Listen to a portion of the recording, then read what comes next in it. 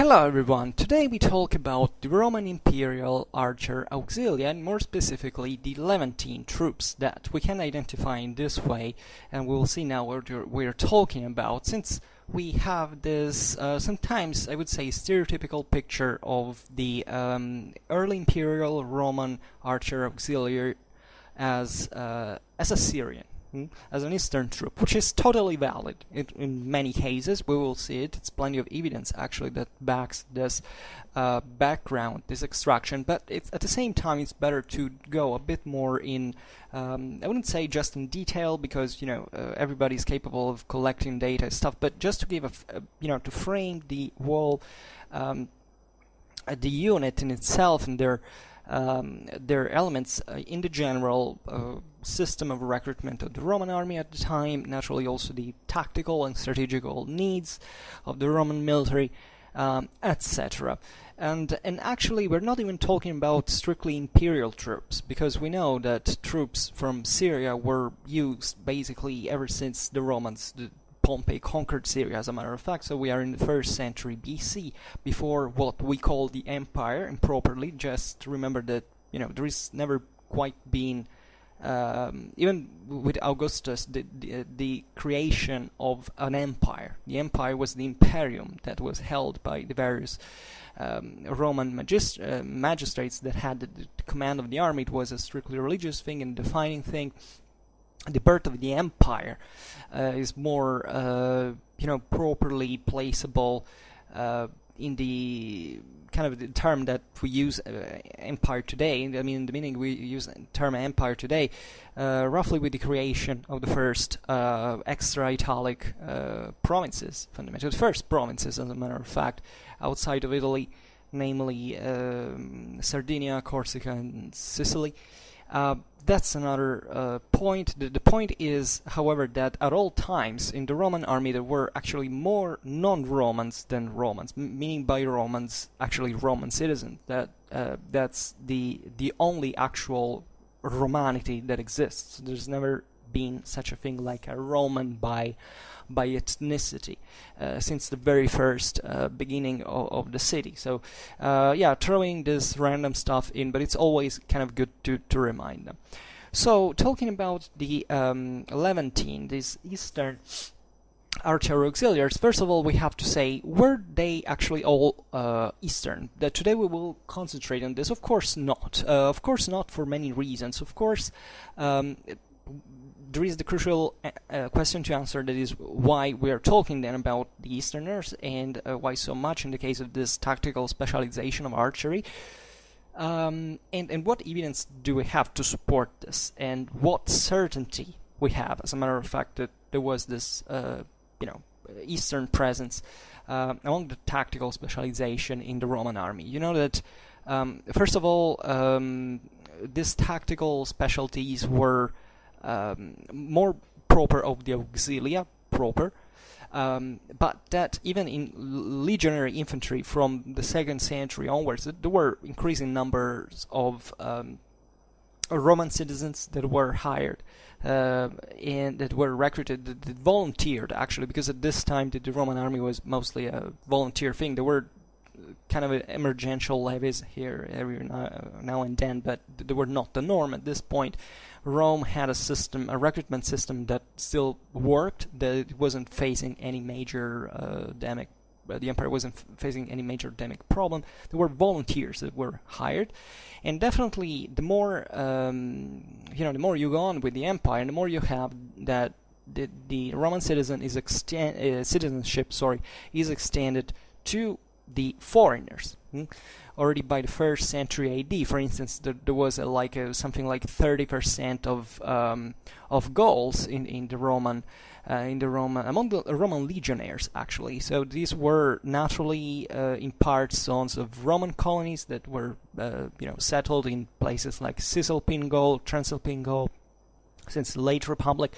So yeah, there were technically, some of them were, arguably actually most of them were somewhat descending from the original Italic colonist, legionnaire, etc. But they also were now consistently being, the local Italic population had been absorbed, that they had started marrying local women, so everything was kind of extending in this sense.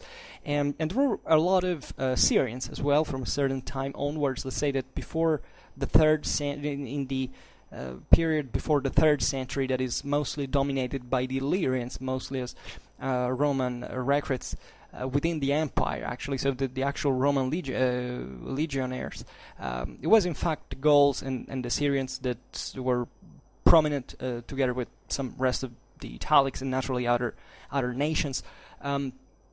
But the thing was getting mixed. So when we are talking about auxilias, we're talking about a specific phase of, or better, a phase of the Roman recruitment that in this sense is not even to be meant as strictly as a time period. Because as we have seen, the Romans have always used foreigners in their armies, the peregrini, the non-citizens, these foreigners consistently. But let's say we're talking about a phase of the Romanization of these peoples, so that when we talk about the Augustan reform, when these 28 legions, therefore Roman citizens, were formalized, and there are the cohortes and the alae, or alae if you prefer, that are of auxiliaries that are now framed permanently as permanent units within the Roman military. You have, in fact, still, in fact, a relatively sharp difference between the legionnaire infantry, because at this time the Roman legions were fundamentally mostly about infantry. The cavalry element was minimal. The Roman Empire, okay, there would be a lot to say about this, but you understand that the word drawing, these other tactical elements like other arms like cavalry, archery, skirmishers, archers, skirmishers, etc., chiefly from foreign troops. This was due to political and social problems, because now naturally the Italians basically didn't want to fight largely anymore, because they had gentrified, and the same process starts happening incidentally all over the empire. That's why by the 3rd century, basically throughout the extension of citizenship, you basically have no one who really wants to go fight there for the government, because they didn't have anything to gain. Before you could gain the citizenship, and this is why there were so many foreigners joining the Auxilia. And there now, when these are they get their land, they get Romanized, they get their citizenship for their descendants, etc. They transform themselves into what a Roman, as a, say, privileged inhabitant of the empire was. That is essentially a small middle landowner that can engage in some form of business, can make live off of these activities, not to go to risk life on the frontiers or stuff like that. So by the Augustan times, what you have is the legionary infantry from one side, that is Roman citizens, and from the others, these auxilia that are foreigners that join the Roman army in order to become Romans eventually, or simply sometimes just to make a living, because even after the institution of these permanent units of the auxilia, you have the so-called numeri, that are essentially these other units of various size.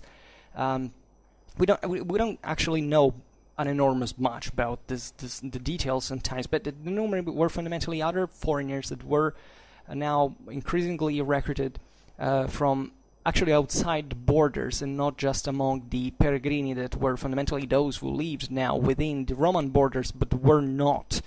So that they hadn't acquired the citizenship yet, and therefore there is this transformations that occur.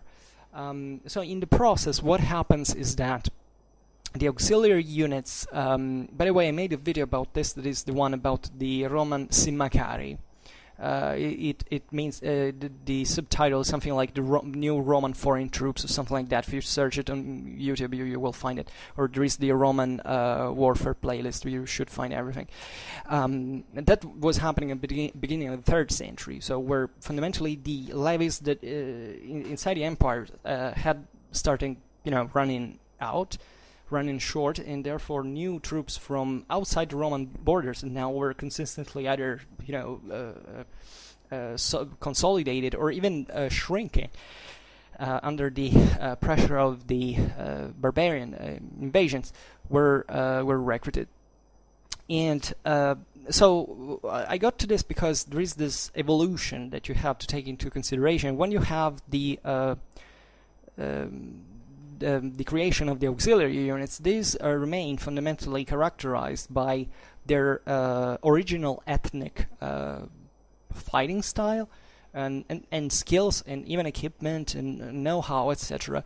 And that over the generations, fundamentally they get substituted by other levies that sometimes are recruited into these units that maintain their ethnic names. Like these were names, the cohorts or the wings that maintained the original ethnonym of the people that were recruited in the actual areas, like we will see now with the Syrians. But now maybe they were stationed, I don't know, in Britain. We have units of this, and now if let's say a Romano Briton wanted to enter in the Auxilia in that unit, well, that was done. So we have to be cautious when we look at these ethnic names of the units to say up to a certain point, what is that? Were these guys really coming from that area at that point? Because most of them didn't, and sometimes it took just a few generations. And that cohorts were, just like legions, were stationed permanently in some areas, sometimes even for centuries. And just remember also another thing, that in terms of tactical use, and also strategical use, these troops were fundamentally the same. Historiography now has proved with great effectiveness that fundamentally the old preconception for which the legionary infantry was somewhat something superior by definition to the auxiliaries is actually false. And actually we have evidence, pretty direct evidence, that it was usually in early Roman imperial times, just like in others, telling the truth throughout all Roman history, even in Byzantine period, that it was the auxiliary units that were kind of more expandable, but in this sense they bore the heavier task, the heavier duties during combat, in fighting. Sometimes entire armies of the Roman enemies were wiped out, actually not by legionnaires, but by auxiliaries. They were sent forward, and they were, earning their citizenship that way. So having said this, there could be a couple of other things we could say about it logically. Just to frame the. So where am I getting to this? I'm getting to the fact that, as we will see now, also in terms of skills, of equipment, of characterization of these units, we have difficulties to tell whether these tactical specialties were peculiar of a certain people rather than another. Because in the case of the Syrians, of the Levantine archers, we have this idea. In fact, they were Syrians, okay? So there couldn't be no one else. But it's not like that. First of all, we have plenty of evidence, naturally, of other cohorts of foot archers, but sometimes even ally, if you prefer the Restituta pronunciation, that were made up of horse archers. So the Romans actually started recruiting these troops from everywhere these specialties existed, and definitely even if the regions of Assyria and the surroundings were famous for archery since a very early time, fundamentally it was plenty of other recruitment pools that could provide such tactical specialties, especially I believe all around now the eastern half of the empire, and not just in the Near East, but also in even in Europe actually, and close to the Pontic steppe, etc. Because those were areas as a whole, and we will see it later on, in a larger scale perspective, that fundamentally shared a lot in terms of military culture, tactical attitudes, etc., tactical traditions, etc. So this is still important to remember. What we were saying also is that these troops were very highly and thoroughly trained. They received actually the same form of training that the Roman legionnaires had. Of course, the various tactical specialties were kind of implying a different kind of training according to the arm that we're using. But also in here, we should start conceiving the auxiliary units as definitely the kind of developing and evolving even in their internal organization, which means that fundamentally cohorts that is usually is name used for infantry units is that is most in fact plenty of infantrymen of some sort. So in fact these Eastern archers troops were fundamentally framed into cohorts. Now there were also the cohortes equitate or equitatae, also, which means let's say it's difficult to translate because it's not that they were actually mounted cohorts, but there were cohorts that were annexed a part of horses fundamentally. So you start seeing that these units start to become actually also very tactically versatile. They're not like mono-arm with a single, I don't know, they're either only infantrymen or, only spearmen or only archers or only skirmishers, something like that. They start also developing their own internal organization so that they become tactically very flexible. And this is important because there is also this prejudice that the legionnaire infantry was somewhat also kind of bystander heavy infantry in combat. But actually, if you look even at the Roman citizen troops, these were able, they were definitely trained as kind of heavy infantry at this point. They were actually assault engineer. If you really want to define at the best a Roman legionnaire, he is an assault engineer. He's not even this enormous much in terms of individual combat, but he's a guy who can mount up a trench under heavy fire at all moments and to make outstanding military engineering works in the worst imaginable conditions.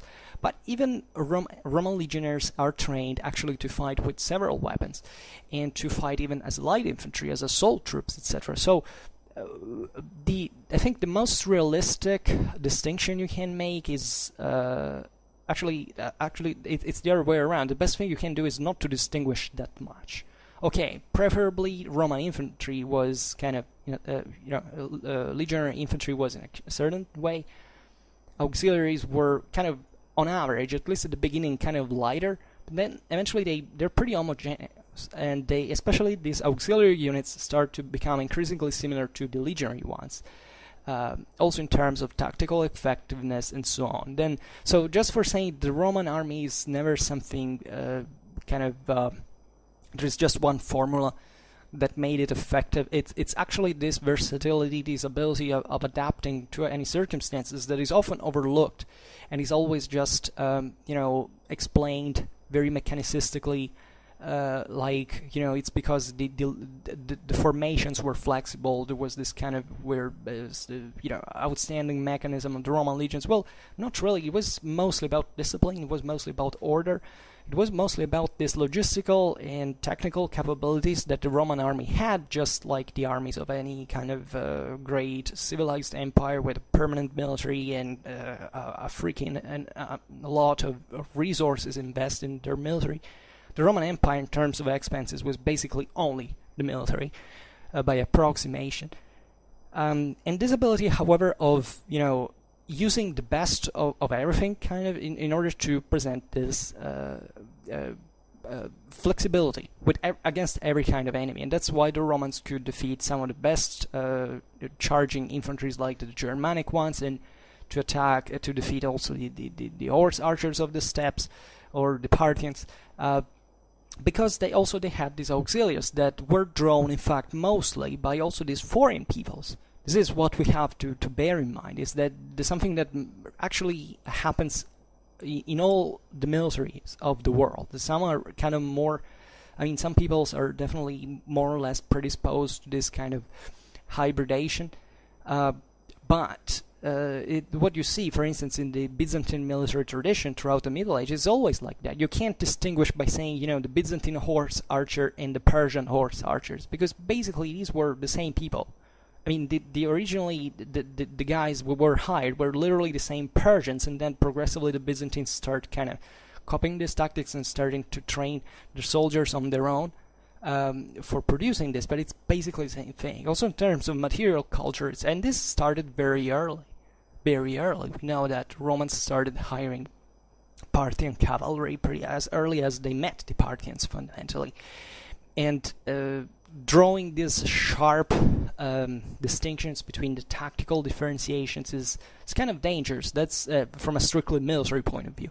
You can do that more, by looking at the various populations and their political and social organization and saying, okay, well, like the peoples of the steppes, of course, were mostly about horse archers. But when you look at, especially at this great, powerful multi-ethnic empire, like the Roman one was, is you have a continuous hybrid throughout all its history that was able to cope basically with any kind of enemy. And even tactically speaking, this formula, this lack of fixed formula, but just adapting to every situation, is what made Rome consistently the greatest military of the world at the time. And the fact that the Roman Empire kind of contracted, declined at this point, is not because of the tactical effectiveness of its troops, quite the contrary, but it's simply because at that point the system kind of started to crumble, mostly from a political, social, economical, demographic point of view. But the Roman army kind of remained still the finest, and as long as there was a state standing that could arm troops, well, in the Roman in the Roman army, these troops were kind of always functional, always effective. And there is no army that is perfect. There is no army that wins every time. The Romans suffered, astonishing defeats, even at the acme of their power. But this is normal for every kind of military throughout all history, and there is nothing to be surprised of. So, given that the training standards were the same high level of one of the legions, let's say, talking also about size, usually the course was something of like 500 troops, like 480, organized actually like the Roman, the normal Roman, the legionary cohort. Like there were 6 centuries coming from the original 3 maniples, and there were the equivalent. So also this organic equivalence is pretty meaningful. The equitate or equitata units usually had could have 120 infantry. If the cohort was the military cohort, that is the one basically with double organics that existed also in the Roman in the citizen cohorts that seemingly they had double numbers, so there were almost 1,000 troops plus other 240 troopers, but this was also stayed fluid at all times. There's never a moment in which the Roman army actually had a legion was equal to another in terms of size. This is normal, like even today. There was a standard, but it was just more or less, okay? And especially during campaign, that these numbers naturally drop. And there are very this time the Romans, in fact, try, even when they put together for a massive military operation, like, I don't know, the Judaic revolts or the invasion of Dacia or stuff like that, they kind of tended to put all this together. So obviously it was this bulk of legionary infantry that made kind of the big core of the army in terms of strength, etc. But all these other units around that also share the same legionary equipment. This is another thing that is often overlooked. We should stop believing that the Roman legionnaire had kind of a standard equipment, because they didn't. It was standard in measure in which the tactical function of the unit required, but even the auxiliaries could have the same best equipment of a legionnaires had, especially if they were sent in, as it often happened, as we've seen in the first line, regularly. And by the way, also the citizen legionnaire could use other weapons. We have evidence of this, of legionary infantry using things like slings or bows or stuff like that. So a lot of flexibility, a lot of differences. And this the auxiliary units served actually for 25 years in the Roman army, and this was the way, fundamentally, the way they were eventually rewarded with Roman citizenship that entailed a diploma that was given to them in order to prove it. And this explains why there were so many foreign troops who were so willing to serve and die, fundamentally, in the Roman army. That, by the way, at this time in the early empire wasn't even that such a risky job as we imagine. Mortality in the Roman army at this point was very low. There weren't, I mean, if you look at the stats, I will make a video on that. It's not that there weren't many chances. There was like a chance over 100 to be killed in service in 25 years of service normally, in normal situations, of course. Then, the life was pretty tough. The Roman training was consistently the same thing of a military or of real combat, as a matter of fact, in terms of toughness, of physical intensity, etc. So, but we will have time to talk about this more extensively. So, passing to this specific of these cohortes, these archers. These were known as, in fact, mostly cohortes because they were infantry. They were known as cohortes sagittariorum. So basically cohorts of archers, because the sagittari, or sagittari if you want, were in fact the archers. I don't think we have any other additional nickname for defining this Eastern background of their elements. Every unit had kind of the name of the actual place where they were drawn from. So I don't know, they were from Damascus, they were Damascenorum, or looking at here, which was this one, the Hamians, they came from this place that was I don't know if it's in today's Homs in Syria, where the last war also seen one major battle. But those were the areas. These were areas actually at the outskirts of the empire. So they gives you this dimension that tendentially, the more this, the more you get distant from the core of the empire, geographically speaking, the more these troops are kind of not savage really, because Syria was consistently developed at the time, but they tendentially, in the case of Syria, especially, was the coast to be particularly developed. It was also not a strictly Semitic area. Roman Syria was pretty heavily Hellenized, especially in the coastal cities that spoke Greek, not really Semitic languages. So it's typical Hellenistic hybrid also in here. But the tribes of the hinterland sometimes were, in fact, tribes. Kind of, they had cities, they had the settlements, but they tended to be, in fact, more primitive and more warlike. And generally speaking, the geography of the empire is exactly this. The regions that are the most Romanized, the one of the internal. And even if Syria is not this great example of it, but with Europe it's kind of more evident, right? You have at the outskirts, you have the Britons, the Gauls, the Germans, and that's kind of the more primitive and tribal areas, less developed areas. So this name, we may even make a list. We will talk later also about the Corps Prima Amiorum Sagittaria that was stationed in Britain, and is important because we have some sculptural evidence from the tombstones of these soldiers that help us also reconstructing their equipment to try to spot some typically Levantine characteristic. but they could come from several areas, and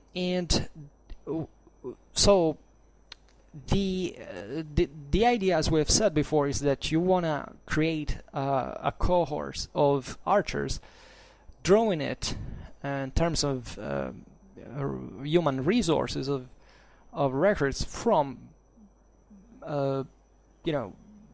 areas where you can find skilled bowyers and populations that are more generally familiar with the traditions of archery. And this is evident with Syria, that I even made some video about Syrian warfare of more than, at this point, kind of a millennium before, where archery had a very archery made up the most at least numerically consistent arm in the ancient Assyrian armies. And the ways that the Romans needed archers, by the way, where had they usually drawn them from? Well, usually the Romans weren't much of great bowmen traditionally. I mean, this is basically this is in a nutshell the situation in Europe. I mean, in Europe we know that definitely bows are, and even things like long bows are existing since prehistory, but fundamentally the Europeans never made a huge let's say an extensive use of bows. This comes because the European bows are very different from the composite ones of the East, and this is also one of the reasons why the Romans eventually start drawing troops from there for providing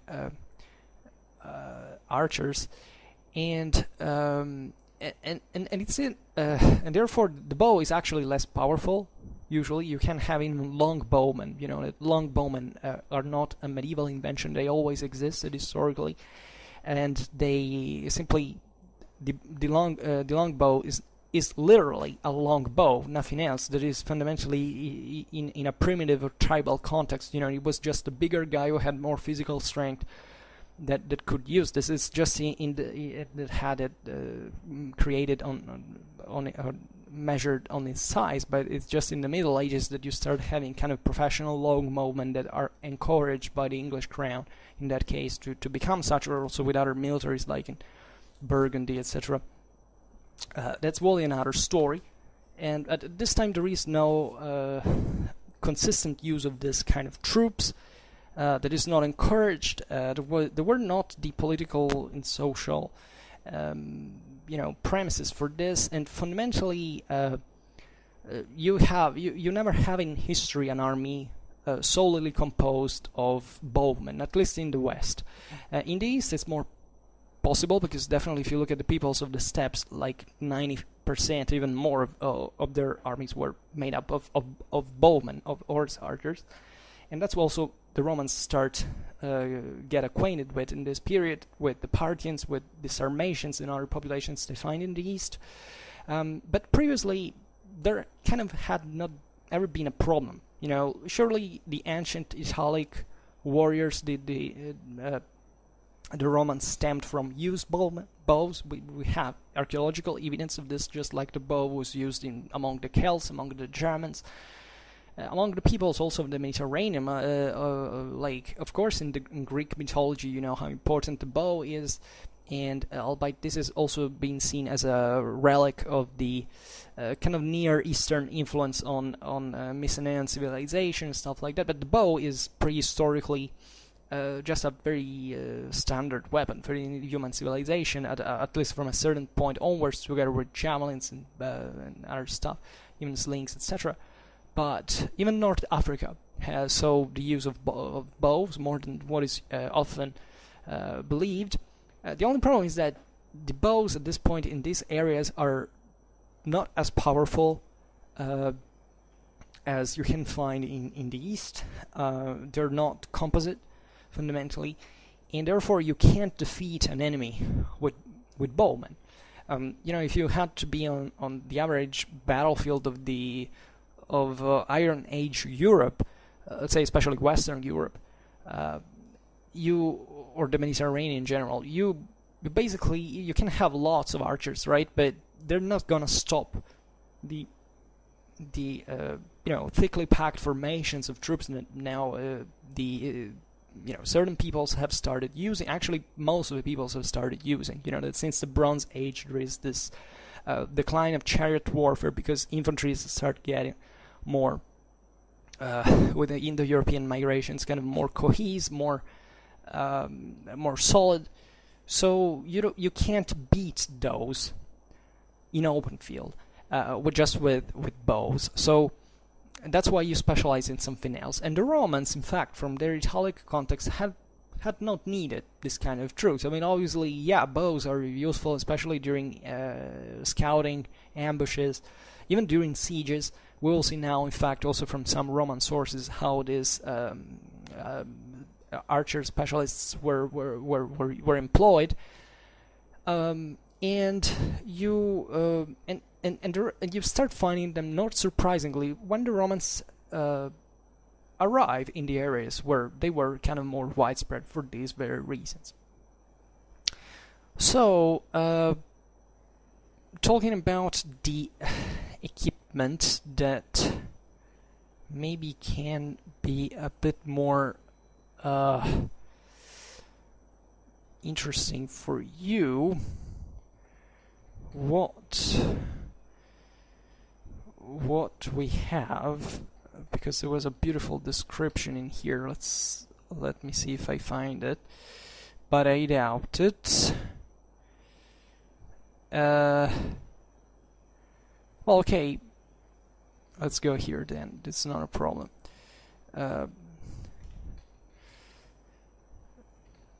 The composite bow. What is it about? Because this is the main thing. The composite bow is fundamentally this long-ranged, recurved composite bow with bone ends, and that is made of several materials that including sinews and tendons and other materials that increased basically the draw power. In fact, these composite bows had a range that could arrive into 600 yards, something like that. They were usually employed at naturally much shorter range. Sometimes you find, 400 yards, 400 meters, about that.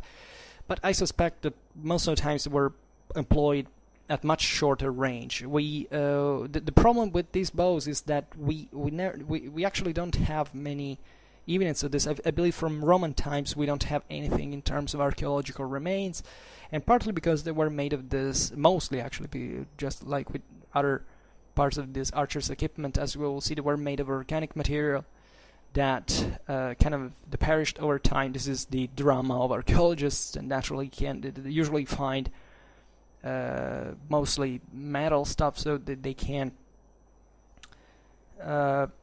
they can't reconstruct the exact composition. But as we've seen, these bows were mostly made of wood, bone, and sinew. So this is what granted the flexibility, the elasticity. These bows normally were actually, when they were relaxed, they were kind of curved in the other sense in which they were eventually tended. They were eventually pulled. They were pulled. So you can understand even when the Greeks described the Scythian archers, they said their bows looked like a sigma, right? Because if you have an idea of how the sigma looks like in shape, that's fundamentally what it was. Well, that was to be reversed, because now when they drew the bow, this changed sense, and naturally this could required a consistent force to be used. But naturally, when we look at weapons in general, we don't have to be too much, let's say, just to make a comparison.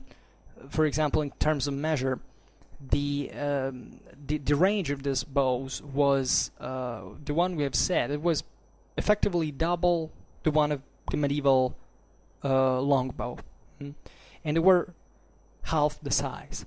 So this gives you really the measure of how effective they were, But even when looking at this performance, we have to think that a war use is very different from kind of naturally sport use, or to reach records to see how long can a bow shoot. I mean, in war, you actually don't give a damn about how long your bow can shoot. You're fundamentally focused on using this bow in the way it's more effective at that specific range where it works best, depending on what's the target you have to hit. And also, more realistically, especially in pitched battles, when there are big formations of archers throwing at the same time, it's mostly about the coordination and how do you deploy these troops, rather than how much can they shoot or how long can they shoot. Because actually, even to make a banal example, aim is sometimes on YouTube you find these videos where there are some reenactors that say, I can shoot like, I don't know, 3 arrows in 5 seconds, and these are the hidden skills of the ancient that we have lost. Well, that's bullshit. That's circus exercises. That's not something that they use. They don't care. Because in order to fire, to have that rate of fire, basically not gonna hit anything. It's just how fast you can fire. Yeah, okay, but what about the aim? What about penetration? What about the general performance? Especially the use of bows in open field and a pitched battle was something very slow, than the very cadenced, rhythmic, rhythmed that had to do more about delivering all that volley all together, and therefore causing a more devastating effect and scattering the enemy lines and messing up their front lines, especially that they are the ones that eventually are followed by all the other ranks, than anything else. As we were saying before, you don't defeat armies just with bow fire, at least in the West. And not even in the East, to be honest, because in the East, even, probably archers do most of the job in terms of actual damage of the enemy. You still need a shock element like heavy cavalry. So these are always combined tactics where you have to rely mostly on the collective training, on the formation dynamics, and how these units interact one with the other on the field. So at that point, how long or how fast a bow can theoretically shoot maximum is something that has no importance whatsoever. And especially the one of shooting volley all at once is kind of the most important thing. I personally don't know how many arrows you could field. This is also in the same time, this is also very theoretical, because assuming we're talking about pitched battles, you still arrow stalks can kind of be arrows can be still more or less available given how much you brought with them. You can think that, I don't know, maybe these archers had kind of like 30 arrows if they were lucky to shoot in a pitched battle. They were equipped with that.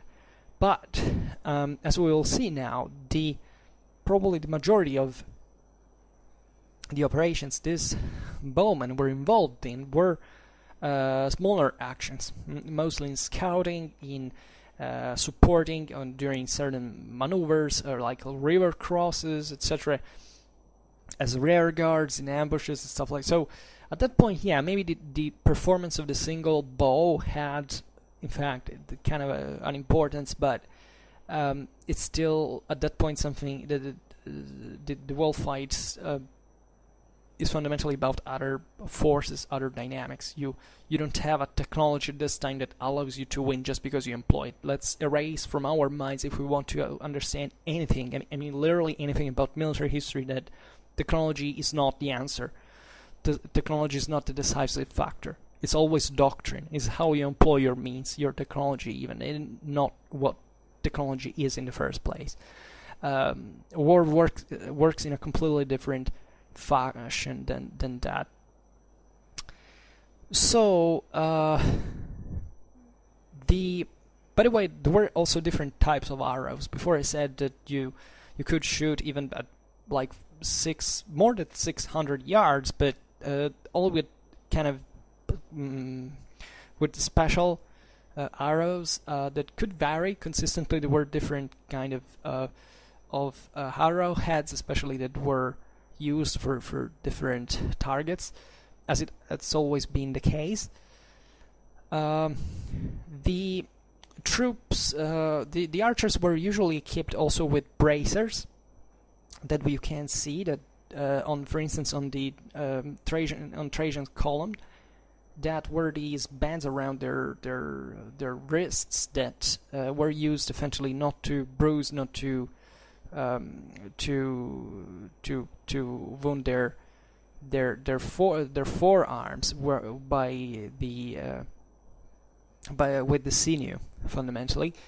That could obviously could be relaxed very, very quickly and cause lesions and stuff like that. And the problem is that we don't have any archaeological evidence of this. I mean, of actual finds of these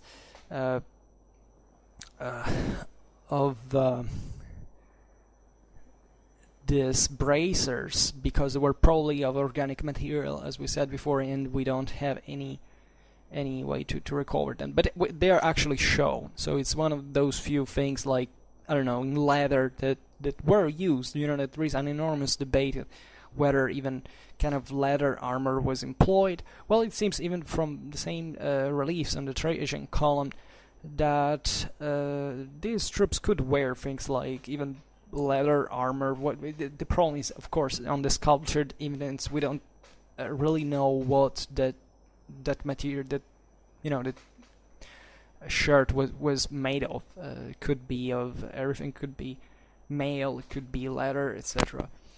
Even though we have this bit of stereotypical picture of their equipment that seems to be of in scale armor. So these troops seem to be with the even in a kind of bit stereotypical Eastern fashion, equipped with the scale armor. Now, the scale armor is usually the best you can use, aside perhaps from lamellar armor, for stopping fire, arrow fire. This is now it's kind of complicated to explain why the mail armor is is mostly useful against cuts, not much about from pierces from thrusts.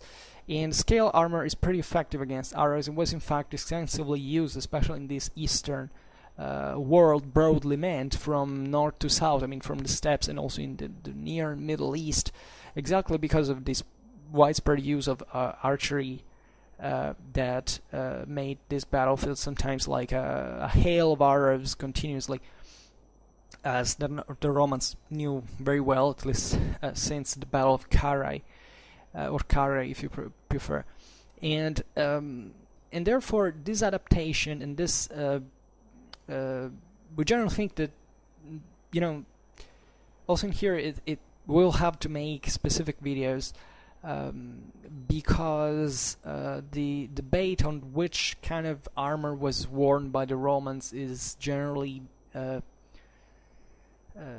extremely debated, because there are many good hypotheses, so that you can say things like the scale armor was used preferably in the East. There's all the huge debate where the segmented armor was used more in the East or in the West. The truth is that perhaps scale armor is more evidently something Eastern like, but we don't have this enormous evidence that kind of the Romans equipped their soldiers consistently with scale armor just because they were in the East against arrow fire. Also because arrow fire could be found kind of everywhere. The Romans, I think there is evidence of scale armor since very ancient times, actually. So even this cliche that scale armor is just Eastern and male is Western is a bit too sharp as a distinction. but they sometimes appear like this. Interestingly enough, what distinguishes these archers from the reliefs is also their conical shaped helmet that we will discuss now a bit, because it's kind of the most distinctive feature of these troops in many ways, because the bow is naturally I don't think from the reliefs we have this clear understanding of how the bow was made. Now we assume that, of course, we have evidence that composite bows were used in Syria at the time, so we know that, and even before. So we imagine they were made like that they differed from the traditional Western European bow, but it's kind of a normal arrow, a normal bow. At the look, not all are this kind of sigma shape. Even bows used in the West were kind of could have kind of similar shapes sometimes. So it's not that from the iconographical evidence we can get this enormous much of information. What seemingly distinguished mostly these troops, and this always stems from the evidence provided by Trajan's column, is the conical shaped helmet. This has become a bit too stereotypically definitely the most distinguishing feature of this kind of Eastern Levantine archer auxiliaries in the Roman army. But there has been a debate about this, because the problem is the following. We have found these helmets, first of all, pretty much scattered around the empire. So as we know, even including this everywhere, like in the West as in the East, and we're not really sure where this helmet type comes from. From those gravestones that I was talking to you about in Britain, from these Hamians that were Hamian cohort that was stationed there from Syria. You have a beautiful evidence of a soldier that looks definitely equipped with mail, with even the neck and shoulder, mostly shoulder reinforcement of mail that starts appearing, especially now from late Roman times, and the mail armor that kind of became kind of heavier. There is also using an axe. Is armed with an axe and with what seems like either a gladius or some other forms of sword, and the head has a bow that definitely looks like possibly the ones used like in Syria, and being a composite bow, and therefore that is kind of, I think, the best evidence we have. Aside from Trajan columns that is meant to depict, in fact, still these Levantine troops with this kind of helmet. We have other evidence that comes from the Balkans, where especially, I think, from places in Romania, like and in Serbia. There are the two finds actually of Bumbesti, I don't know what it is how pronounced, and Interchesa, or Interchesa in classical pronunciation, that are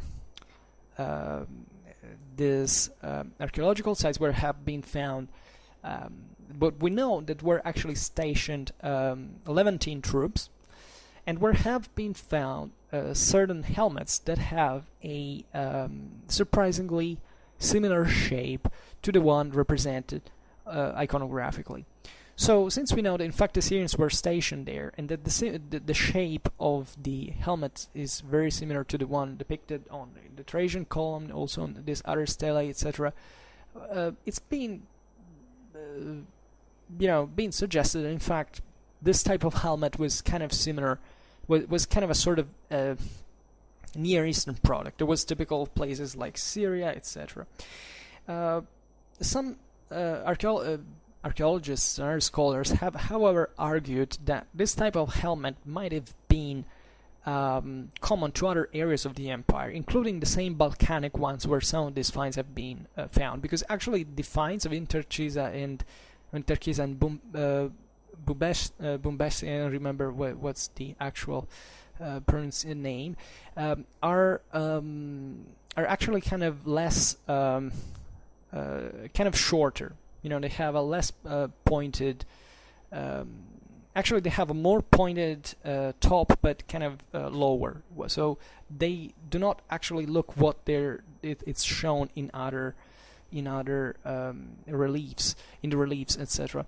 So, and even if you look at these reliefs, it's not really clear what kind of types these were, because they still differ. There is not a huge uniformity. Actually, all the evidence we have from this pointy helmets or suggests that they were probably at this point being produced by the Romans and not really coming from the original place of production that gave them that shape in kind of a tradition. So now the general, I believe, at least the prevalent hypothesis is that now the Romans started copying these helmets that were traditionally not part of Roman, Roman equipment, not even of other populations that is known at that point, and it's not clear, therefore, whether this pointed helmet type is somewhat distinctive of a specific ethnicity or military tradition. I got curious about this because I like kind of myth busting, like saying, okay, well, this is another proof that none of the troops that are represented, like with a flat top, with the pointy top helmet, have to be Eastern. Because fundamentally, wherever you search on the internet, you Google Roman Eastern archery, you find this thing that it was they kind of look all the same. They're all Eastern for some reason. Even in Gladiator, you can find that kind of equipment. It's kind of accurate because, in fact, we have the evidence of this. The problem is, it's not necessarily coming from the East as a type of element. Apparently, then I went searching. I made a very brief search in here. First of all, there is one thing to say, that the finds of Bumbesti and Interchisa, is a cavalry helmet. This is, I think, has been assumed from certain incisions that engravings, that are present on it. Also because they've been found, I think, possibly together with other cavalry equipment like masks, but I can be wrong about this. So this, first of all, tells you that it's not necessarily about archers, and it's kind of obvious, telling the truth, because a helmet is a helmet. You can find, how many shapes can you give to a helmet, functionally speaking. It's not, helmets tend to be kind of roundly shaped, sometimes pointed to deflect hits and stuff like that. They follow this trend.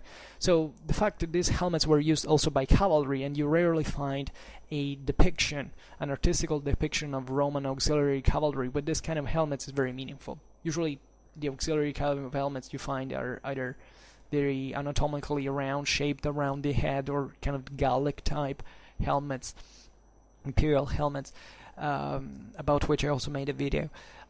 So probably this should already tell you as a detail that the way these troops looked is very, very different from what we're really used to. We have to be fully honest in here. We don't know much about the Roman army.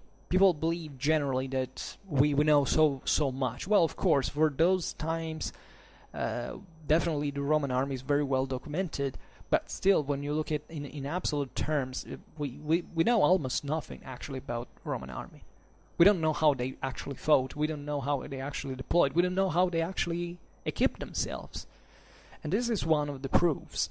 And other people have also looked at, for instance, other helmet types that are kind of similarly conically shaped on Trajan's column, including the Spangenhelm types that were worn here also stereotypically by the Sarmatian auxiliaries that the Romans were using during the Dacian wars, which are strikingly similar even to certain type of helmets worn by the auxiliary archers on the same column. So if you look at the whole thing in perspective, and you kind of know more or less what helmets looked like around those areas, etc., you can come up with a more reasonable idea. That is, okay, it is true that there were conical helmet types that were pretty much widespread in places like Near East, but they were used also consistently in the steppes. And actually there is this bridge between the steppes and the Near East, which is fundamentally the Balkans, that also was pretty much influenced by the local warfare. Think about, I don't know, all the Thracian equipment that is being influenced by Achaemenid weapons and stuff like that. How much peoples like the Getae or the Dacians were influenced by both the Hellenistic world and the steppes.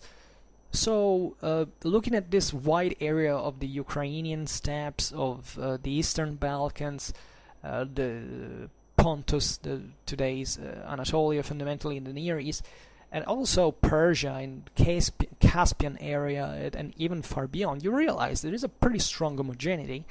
And that, by the way, archery is very common to all the warfares that are traditionally traditional of those regions. So, given that these, the Spangenhelm is especially very eloquent because it's kind of a segmented helmet. It's pretty effective, being developed. I mean, evidently with this, kind of conical shape with a dome at the head. I mean, it's mostly domed, but it's also high. It gets to deflect arrow fire and blows that come also from the above, etc.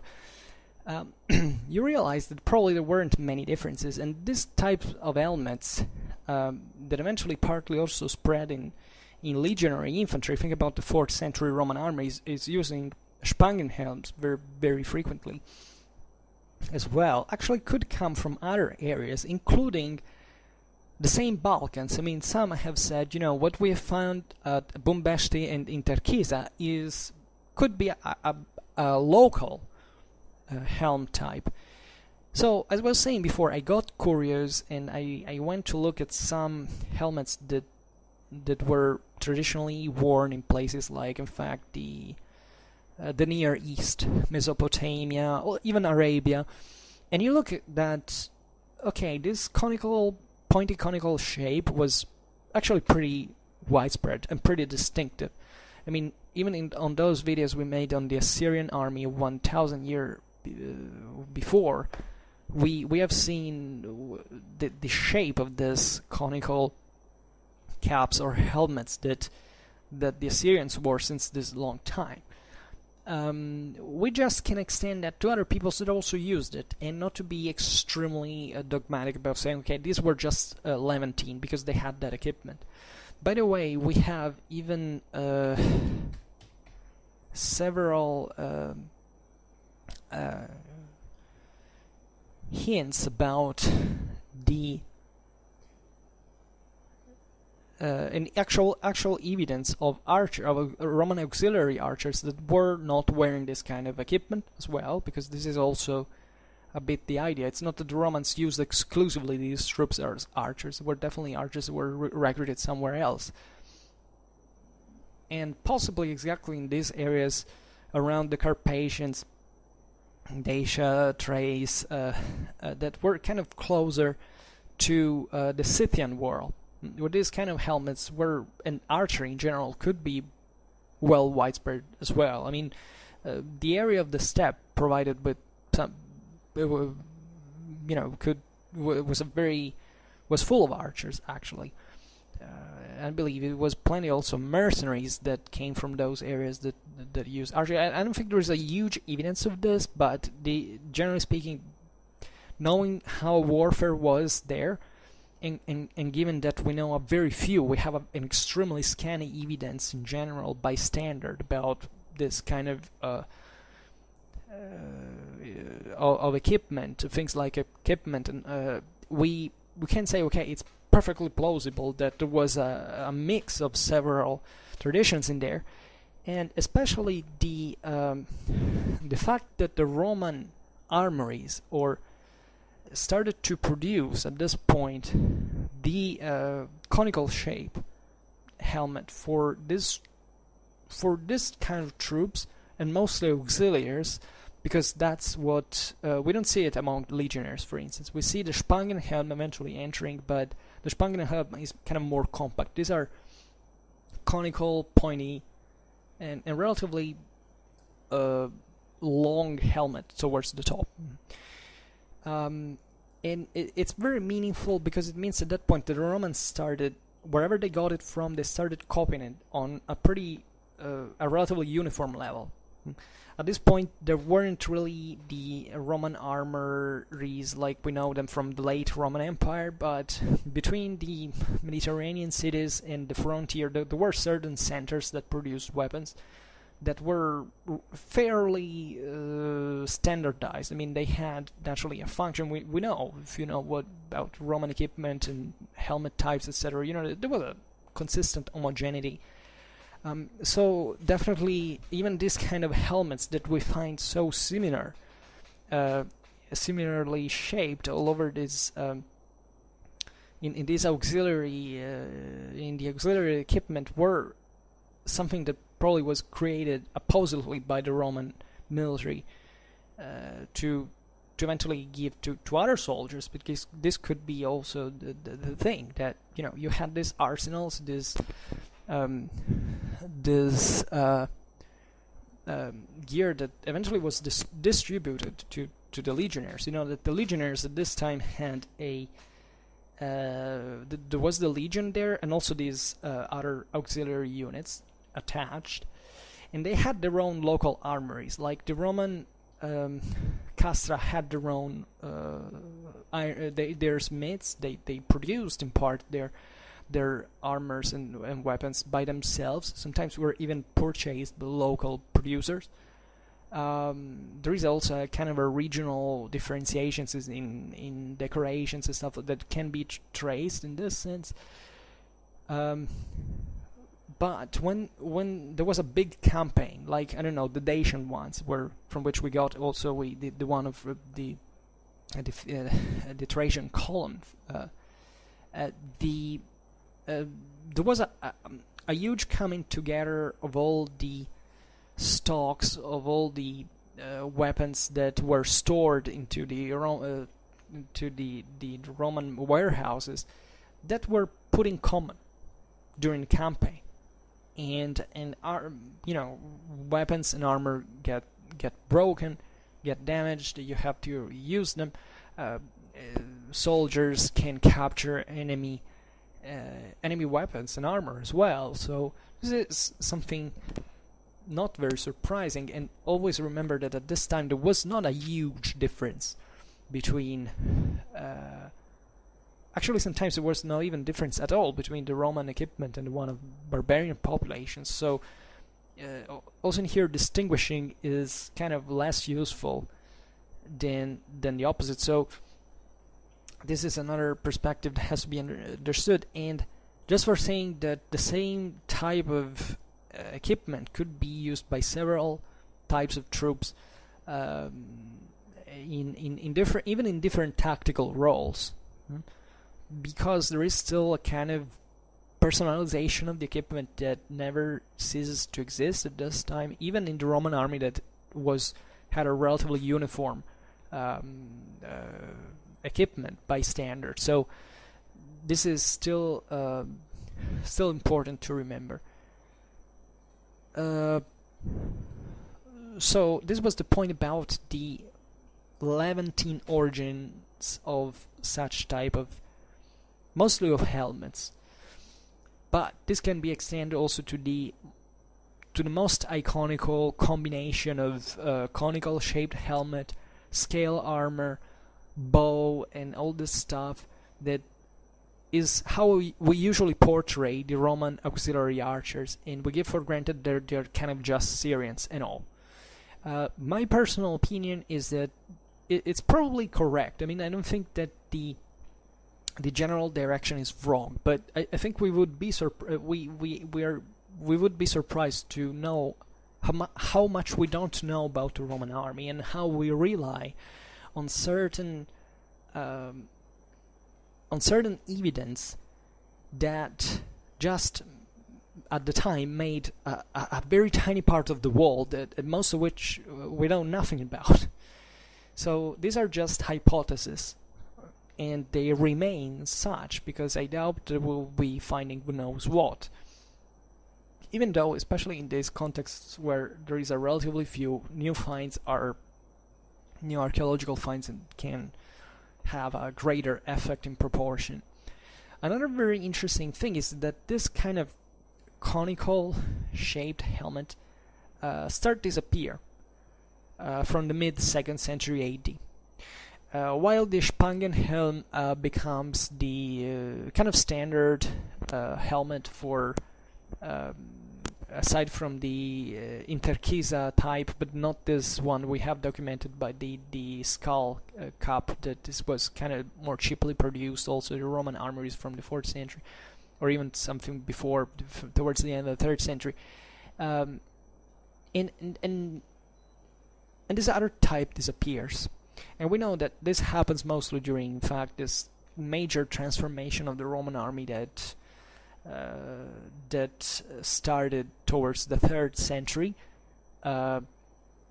Information is so scanty that the last evidence of such of a certain type of armor or weapon, it can be even missing in 50 years, in 1 century. So we don't really know when certain equipment starts going out of production.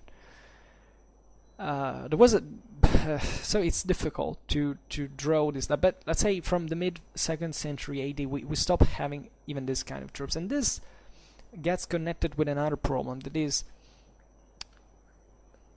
was it because the auxiliaries got kind of Romanized, or is it because the Roman military actually changed the way of the type of helmet that now they had been producing? Because we have seen that in part these were produced by the actually in large part by the same Roman armories. So at this point was not just the local, not about the ethnic tradition of the auxiliaries dying out because of Romanization, and therefore the loss of any specificity in the combat traditions of the descendants of these troops,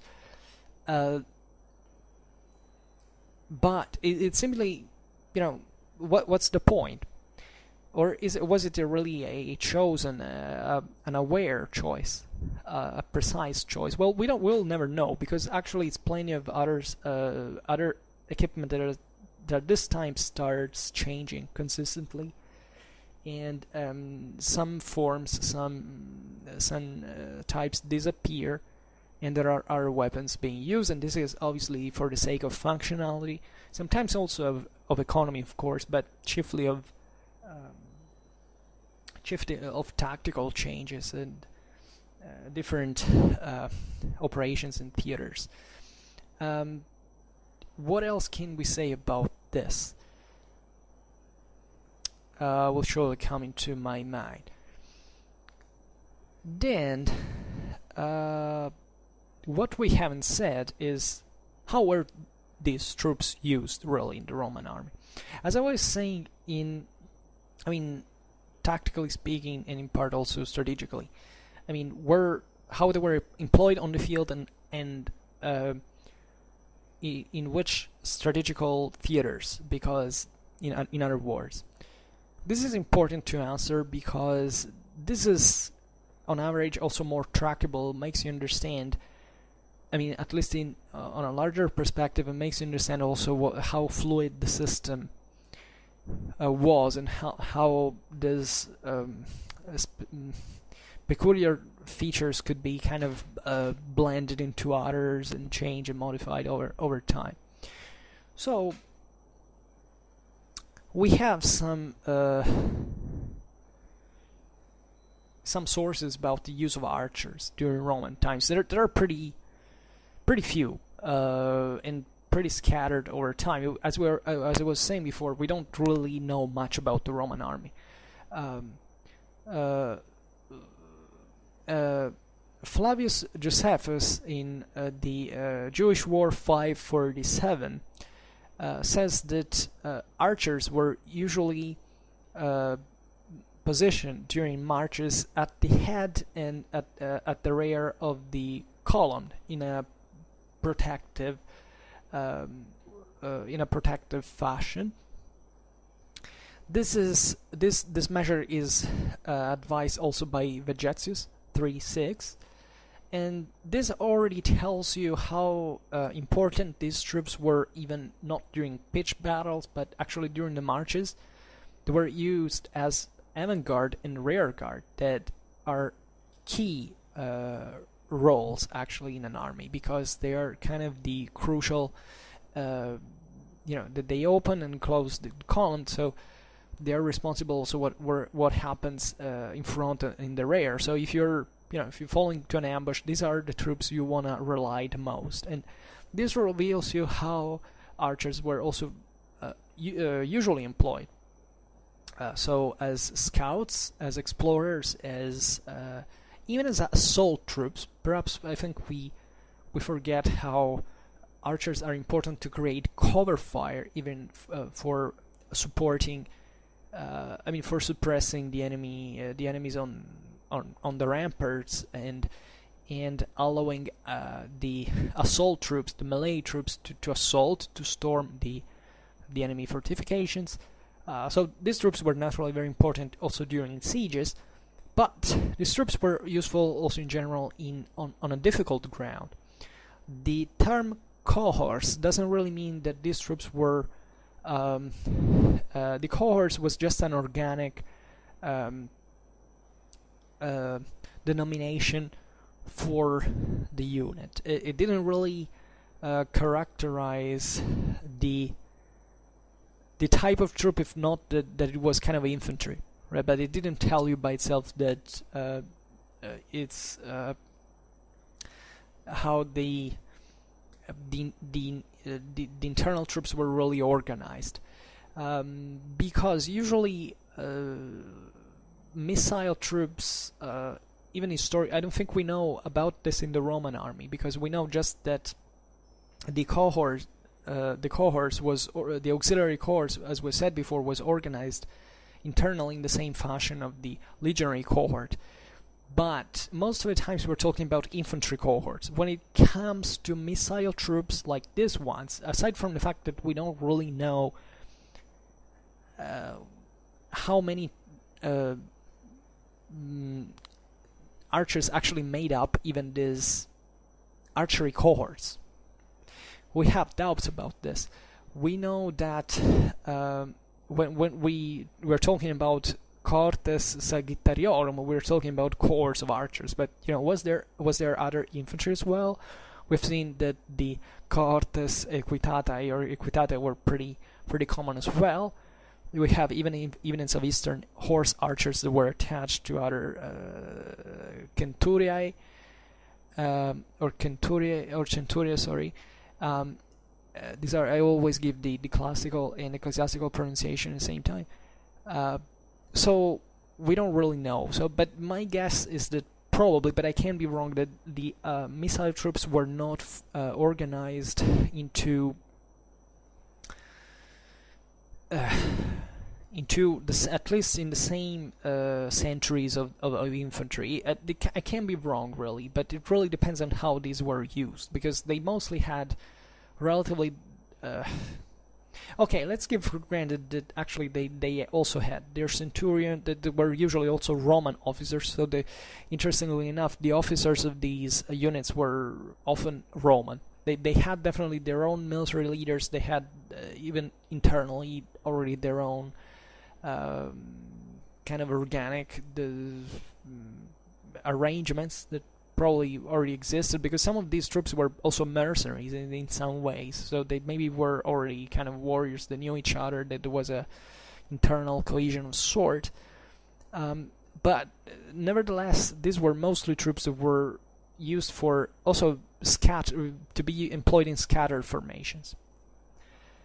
And in battle, so in pitched battle, preferably, or this kind of more staged combats, archers were kind of indifferently used from other light missile troops like slingers or javeliners. We don't have, I think, evidence of, at least for early Roman times, of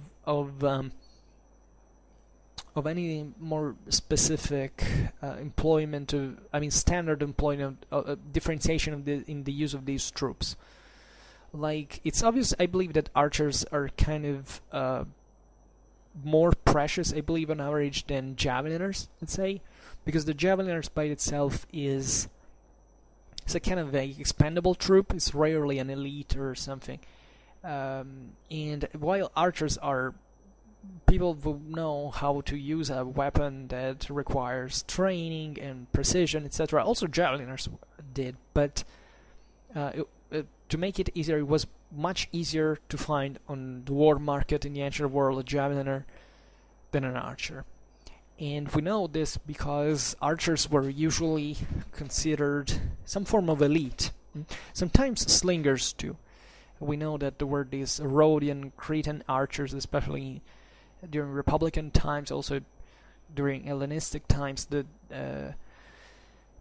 were kind of praised, and we don't. Yeah, there were surely other slingers and archers being recruited as mercenaries from somewhere else, but those were kind of considered the best. So now probably on a larger scale, the Romans were doing the same thing with these Eastern archers that now by military tradition were kind of more used to archery. And being used to archery doesn't just mean how to use a bow in everyday life. It also means how already to use it in a kind of warfare context. This is particularly important because you may find a peasant that, just use a bow to survive, to go hunting, and then someone who has already used the bow in war. And we know that, in fact, especially in the East, it was plenty of horse archers among mercenaries, for instance, and therefore I don't think it was extremely different also for foot archers, even though a very distinction, that very approximate distinction you can do, is that generally foot archers were coming from more sedentarized areas, as a matter of fact, than horse archers that were more warlike on average, because they came from places where they lived still in, like in the steppes, as nomads, and therefore warfare was more endemic than that. But generally speaking, also the rest of the world now wasn't very much civilized and progressed, but still and therefore tribal warfare was endemic in there. But it still makes a difference, between just being a shepherd, or a sedentarized shepherd that just used the bow to go fight with with his neighbor, and being a horse rider of the steppe that kind of does nothing but fighting all the day long. There is approximately this difference. So the Romans, however, were picking the best troops, at least these archers with composite bows from the east, and using them also on their western frontiers. And much has been said also about this because, of course, composite bows, as we have seen, are kind of effective. That it's true that Europe is, on average, is more humid than the Near East, so this is something that can influence the bow's performance, but also that was probably not such a huge determining factor, and these troops were stationed even in Britain, so humidity is there, but evidently was not a problem in general. For the effectiveness of the troops stationed there.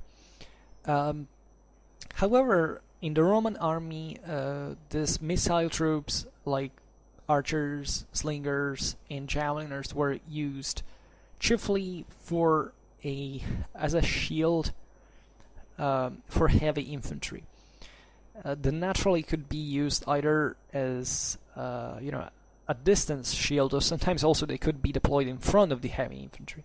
Like you can cover the infantry by shooting from behind the infantry over the enemies that are gonna charge the infantry, or you can shoot in the front. And you know that skirmishing in the front was also pretty frequent.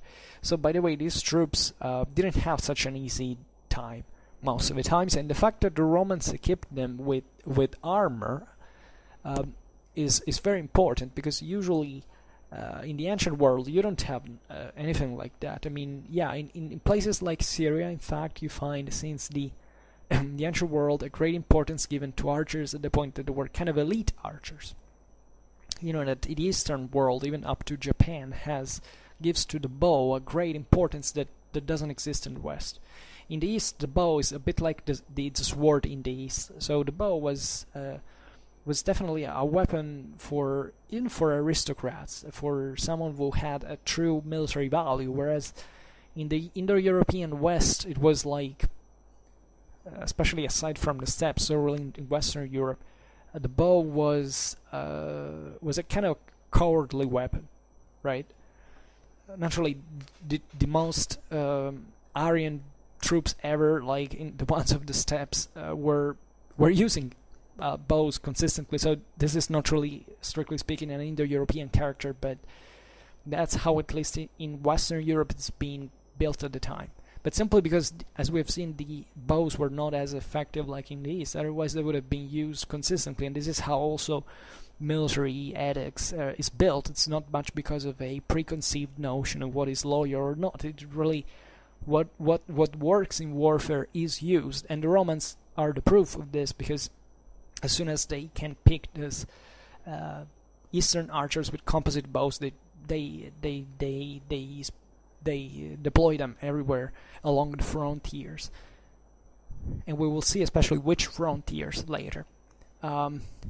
So these archers could do a bit of everything. They could harass the enemy, or to provoke it, to lure him into ambushes or making it advance, or just more simply to weaken it before melee. You soften up the enemy ranks with these troops at a longer range. We've seen how the range of these bows was longer than the average Western bow.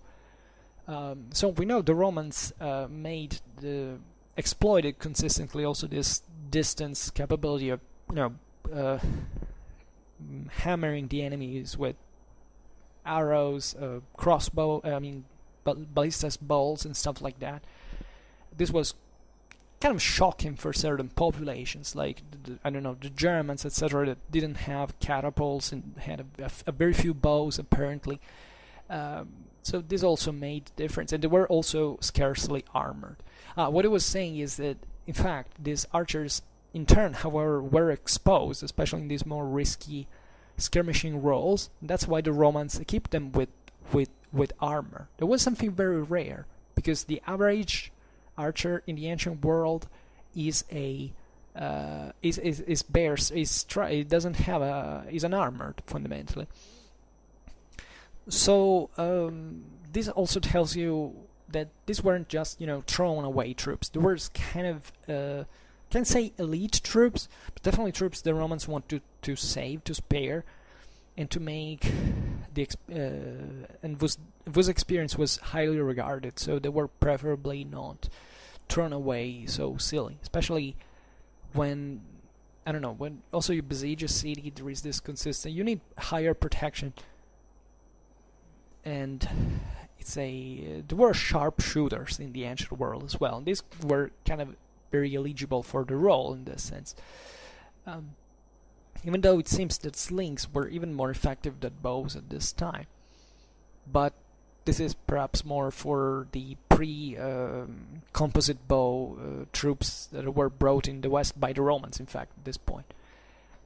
In fact, at this time, slingers kind of start to disappear from Roman army. I think, yeah, on Trajan columns there are slingers, but no, actually, I think not. There are just the so-called libratores that were kind of stone throwers, like actual people with, stones in their clothes that were throwing them with their arms simply.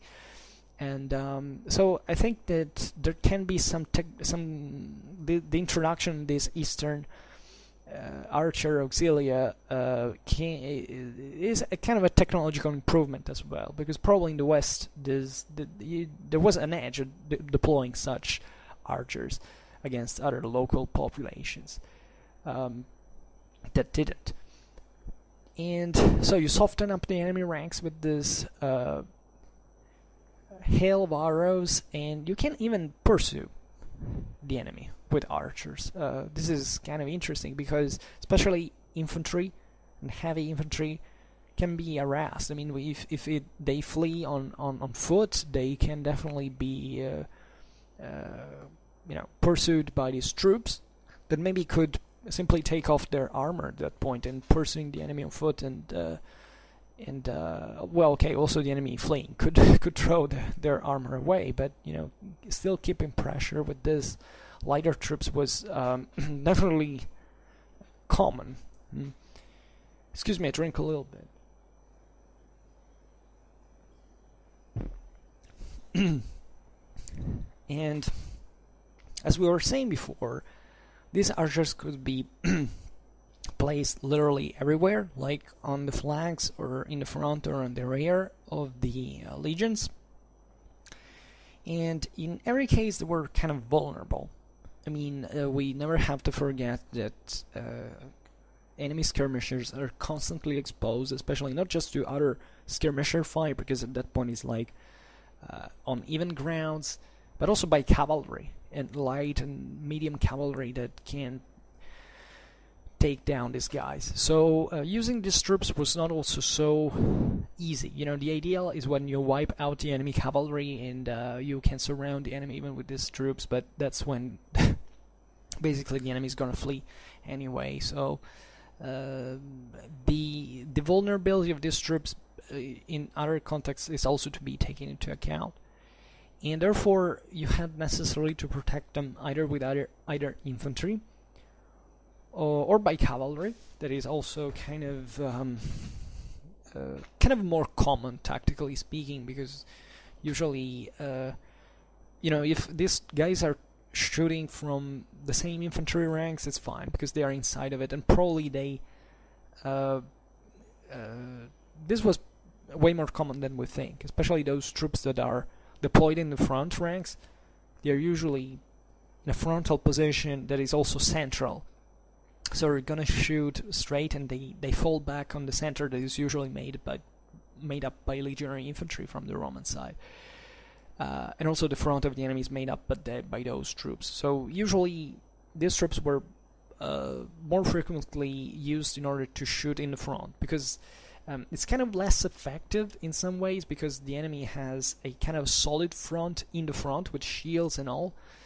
But at the same time, you can shoot, in the thick of the enemy formations, and even arrows arriving on your shields, etc., is a way to disorder the enemy formation, to kind of soften the enemy ranks up before the actual fight. In fact, that's the same reason why the Romans threw Pila before charging, because that was the moment in which they had to throw the volley all at once in order to mess up the enemy front ranks, and then annihilating the cohesion of the enemy formation, and to exploit the charge in order to smash into the enemy lines. Well, archers did something similar in their own way, but if you deploy them, especially on the flanks, that can be clever, especially in the left flank when you're gonna shoot on the enemy right flank when there is usually is not wearing is not handling his shield, so you can inflict more damages on average. You need kind of a close cavalry unit that can intervene, whether other cavalry that is, enemy cavalry that is used on the flanks as well, can attack them from. So it's all like this, and actually enemy, armies, at all times they were kind of pretty similar to each other. So they were, sometimes it was kind of like a draw, and it was mostly about the quality of these troops that eventually, however, had, in terms of archers now, gave the Romans definitely an edge, as we have seen, given that composite bows, at least against Western populations, was definitely something new. And another way you could employ them, it was definitely to exploit field fortifications. As we've seen, the Romans were pretty much advanced into these things. It was probably their top thing, so that you could place trenches, ditches, palisades in front of the archers, making them shoot from a elevated position to exploit gravity and increase range. So all tricks that you can do only if you are on the right ground, if you have given the possibility of deploying on it, if it's convenient for you, etc. So and probably these archers weren't even such enormous numbers. I mean, they were still kind of elite, probably, numerically.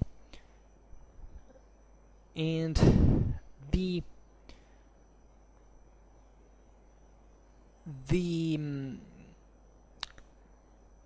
Romans also made use of horse archers, as we have remembered, and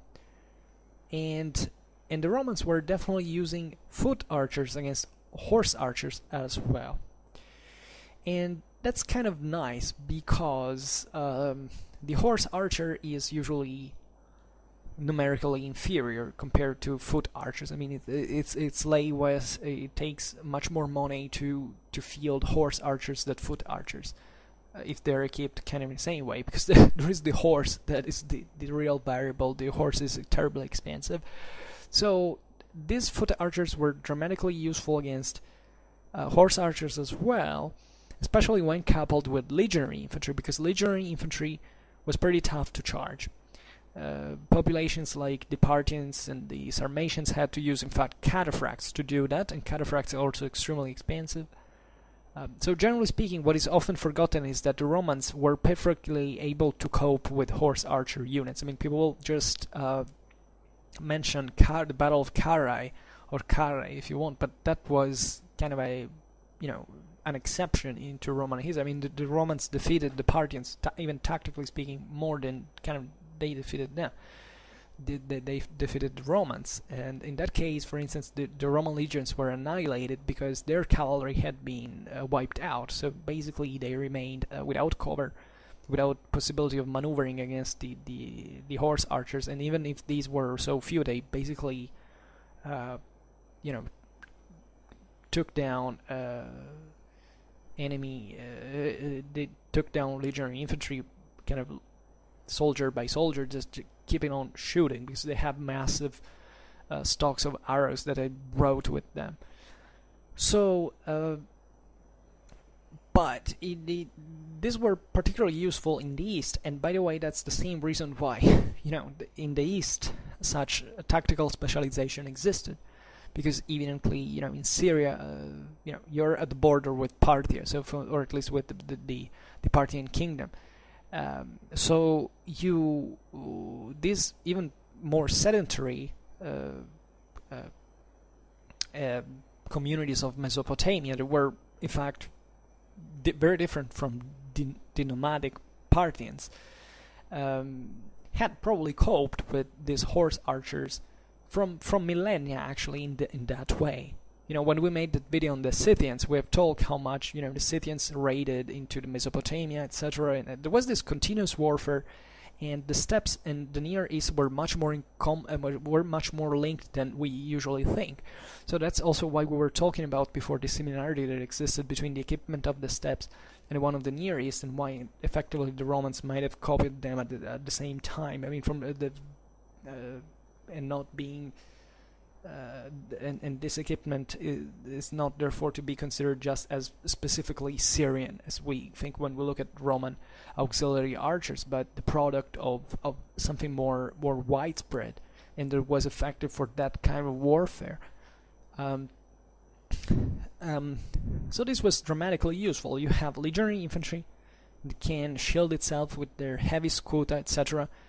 We've seen how composite bows could pierce through the Roman shields as well, but while horse archers are shooting at legionary infantry, you have maybe on the rear or in the front other archers, preferably in the rear, that are, depends. It really depends. That are, however, shooting at horse archers, and horses are kind of big targets, and therefore their cavalry formations are easy to mess up with arrow fire. So you see here also kind of a balanced tactical ratio that is what the Romans used effectively to counter such enemies.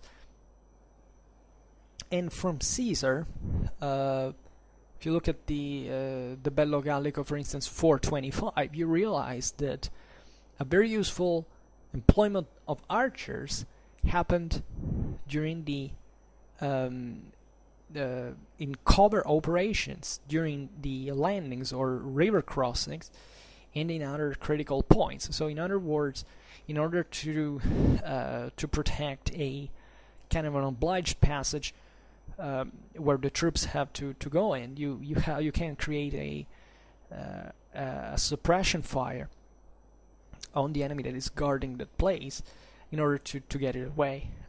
These are the Romans used, were kind of very expert in this sense of concentrating their firepower in certain specific areas to get rid of enemies from river banks or stuff like that, with catapults, with arrows of various kinds, and therefore paving the road to the heavier infantry to pass. So you understand why these lighter troops were fundamental even for the success of the whole army, even if they preferably remained detached from the enemy, because in hand-to-hand combat were not this great match. However, aside from the metal helmet and armor that we have described, just remember that this Eastern archers were equipped by the Romans also with the gladi, and therefore this entailed that they could theoretically that they were conceived, at least by the Romans, as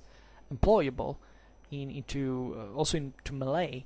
This could happen, I think, especially in those scouting and ambush situations, but also during sieges. Sometimes as assault troops, you can, if you give a soldier a gladius and an armor, that is not, aside from the shield that it was usually not present. It's kind of not a few, like for ancient world standards. Sometimes we like to depict the ancient world just this armored troops, but actually armored troops were always kind of the minority. Well, the Romans tried, obviously because of their wealth, to always equip especially the assault stormtroopers with heavier equipment, especially if unless they wanted to increase mobility and speed. That was also the case, but we usually and traditionally these troops also used kind of small shields as well that were usually attached on their left forearm, so that they on the left, because on the right you have to draw the bow, so you don't want your arm to be heavier or hampered, and also you're using, in fact, your right arm, so you have your shield on the left like the normal soldier has. These were kind of small round shields, but they were enough because at least they protected part of your arm, part of your face, depending from the angle from the enemy shooting from, and that added extra protection. This is very interesting. And by the way, in one of the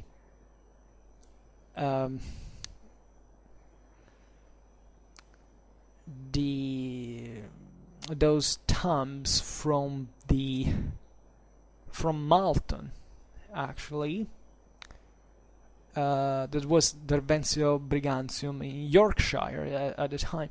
The colors Prima Miorum Sagittaria, you can see one axe that is worn by this now consistently Romanized soldier that seems to wear also kind of a robe that can look perhaps Eastern. Maybe this was done to show that they were originally Syrians, but it's not sure because we have evidence also of archers that were wearing Western robes as well. But it's important that there is an axe, because the axe is a very dynamic weapon. You can use it at close range. It can be very useful. You can throw it. You can chop things. You can. It's a perfect armor. It's a perfect weapon for scouts, for our people who have to engage at close. Hit and run tactics and stuff like that. So we can imagine that these Syrian troops, or wherever they were recruited from, around even the Anatolian mountains or other regions of the Balkans, etc., were also kind of specialized in this hit and run tactics that involved partly melee and action and aggression. So it's particularly useful, for instance, to unload your bow against the enemy and then to pass the assault with an axe. It kind of adds to these tactics were practiced consistently by everyone at the time. So this tells you that they weren't mere skirmishers, but they were something more because of their armor, their offensive capability, their offensive weapons for melee. This is particularly important for sure. There is a beautiful picture also from the tombstone of Monimus, that was an archer of the first cohort of the Ithurians, that were another Semitic population from today's Syria, if I'm not wrong, that had 16 years of service. This is preserved at Mainz in the Landesmuseum in Germany. So this tells you how they were scattered pretty much all over. And passing to the strategical deployment, this is also important to remember, to highlight, because you realize that looking at the deployment of these archer units, that they were employed chiefly in along the borders. Usually, obviously these tactical specialties were employed against enemies that required them, that they had to be coped with through this arms and weapons. So mostly eastern borders. If you look at the geography of it, it's mostly you find them along the Danubian frontier, but also along the Rhine. You find them in North Africa. You find them on the eastern borders. In this Danubian area broadly meant also the Pontic steppes. So all areas of the limes, and it seems that half of the auxiliary archers during the early empire were in fact I'm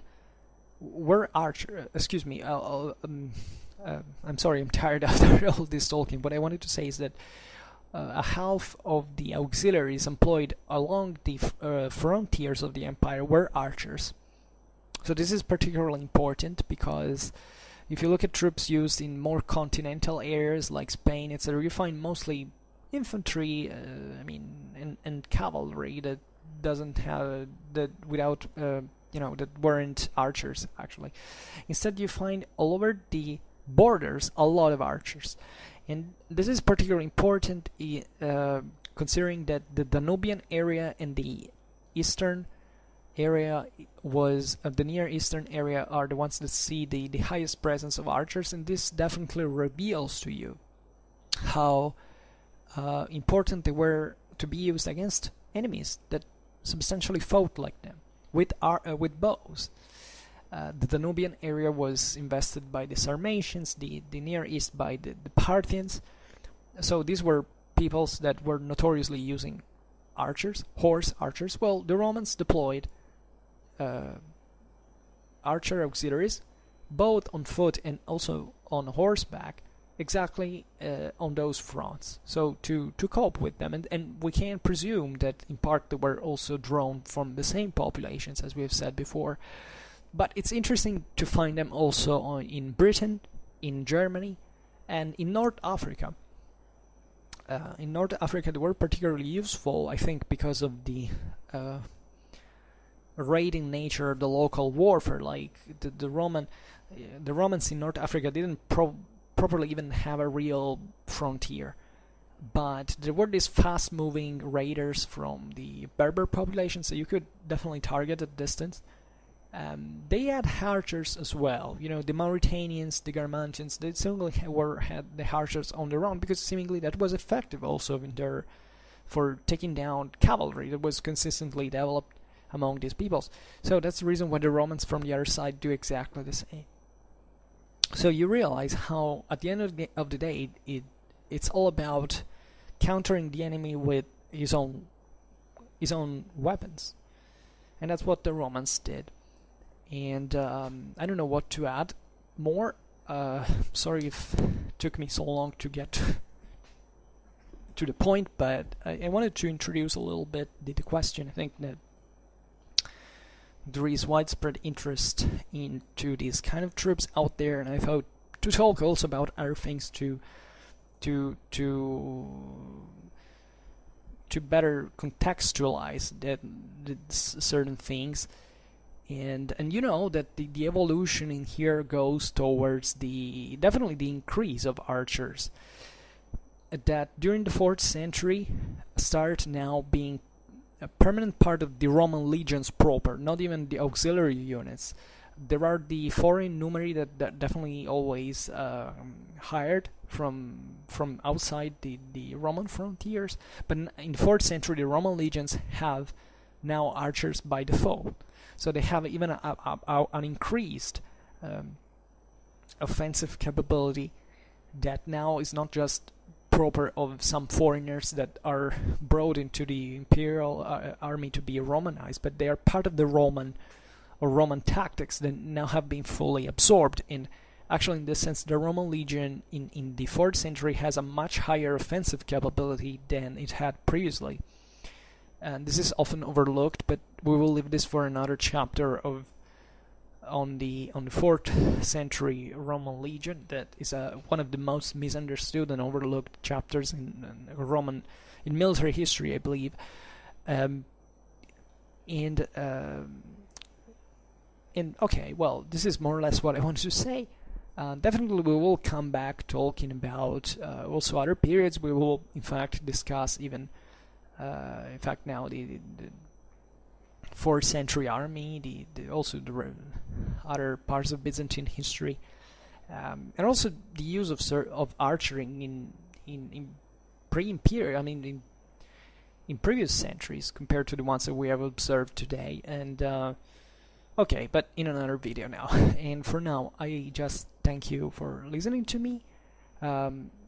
If you enjoyed this video, please share it, otherwise like it or subscribe to my channel if you're interested in my upcoming contents. And for now, again, I thank you heartily for listening to me. I wish you a nice time and see you next time. Bye.